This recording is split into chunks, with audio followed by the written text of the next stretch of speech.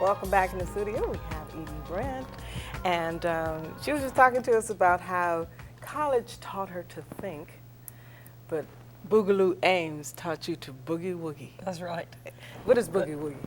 Boogie woogie is a particular piano style. Now, not that you can't play boogie woogie on other instruments, but it was the foundation of boogie woogie was as a piano style specifically, and it's very heavy in the left hand.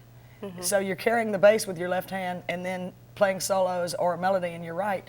And the style was popular in the teens and the 20s, the 1920s, specifically because in a loud place where people gathered, say after work or whatever, for fellowship, this is a style of music that would carry through loads of conversation and lots of people. Mm-hmm. You know, when boogie woogie was developed, the international or the dobro, the resonator guitars that tend to make more noise than a box guitar, mm-hmm. they hadn't been invented yet. Mm-hmm, mm-hmm. You know what I love and what I think I'm hearing in what you're saying too is, you know, how technically you learn in school, you know, all of those the charts and how to play music, but what Boogaloo Ames and blues has taught you is how to feel. Oh, that's definitely true. Yeah, how to feel that. Now, you know, there's lots of instructors that try to teach that, but I think that blues music, because of its nature, is a very emotional. I mean, even if the emotion, it doesn't necessarily have to be a sad emotion. You know, you can be expressing joy in blues music too, mm-hmm. but by its nature, it is a very emotional music. Oh yeah. So how do you deal with that whole thing of, you know, blues, and you're from the Delta, so you really get it, you know, what the history is. But you weren't out in those cotton fields. No. Right? Yeah. No. No. But my grandmother was a sharecropper, so I got to hear all of those stories. You know, she was picking cotton as a family. There were 11 kids in the family, and she was picking cotton, just one of the 11 who had to pick cotton, and was never able to go to school until after the cotton was out of the field. That's when she was allowed to start school, even though school had already started. Yeah. So through listening to her stories, I got a feel for what the beginnings of blues music would have been. And an agricultural-based society like the Delta has historically been would lend itself for people to, you know, from December or November to March, you can't really do a lot. You can't plant yet. You know, you've already harvested.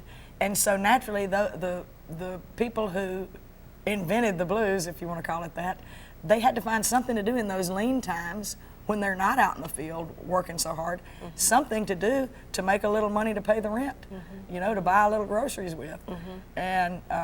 And so I think it was a natural part of an agriculturally based society. And mm-hmm. lots of my grandmother's stories helped me to understand what it would have been like to live back then. Oh, that's great, because, you know, honestly, I'm never picked cotton either, but so in love with the blues, and I get it, you know, but it's also true that those who picked it and created it, like you're saying, had to kind of use this music as salvation music or as survival music or as something to pull them and lift them up out of that miserable experience that I'm sure your grandmother talked about, right. You know, as a cotton picker. No, and just how it would, you know, how it would tear up your fingers to pick it. Yeah.